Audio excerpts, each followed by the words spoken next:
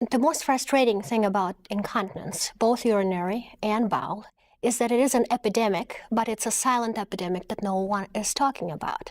It is a taboo in our society, and so nobody will bring it up at the dinner table or when they come to see the doctor. They also will not bring it up because many think that it's a part of aging and that there is nothing to do about it, that one just needs to live with the condition, and it's absolutely not true. It is staggering to think that 1 out of 3 women in this country have either urinary or bowel incontinence, and by the age of 50, 1 out of 4 have bowel incontinence. Sometimes it's neurological causes, diabetes, multiple myeloma, lymphoma.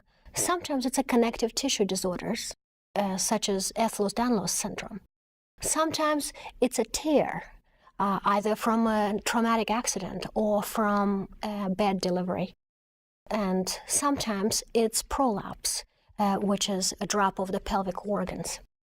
All of these are treatable once identified properly.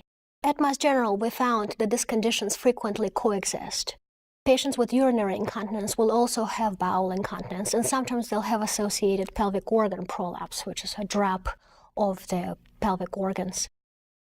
Treatment of one without addressing the other will lead to an early recurrence, or sometimes it will simply be inadequate, which is why we teamed up. Now we have biofeedback specialists who can provide physical therapy, which is sometimes all a patient might need. If that fails, we might initiate medical therapy, and that's why we have expert gastroenterologists on our team. Once in a while, surgery is needed, and when it is, we team up. Both gynecologists and colorectal surgeons might be in the room in a patient that has combined urinary and bowel symptoms.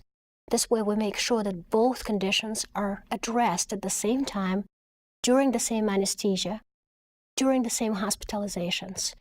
And we make sure that persistence of one problem does not cause to recurrence of the other.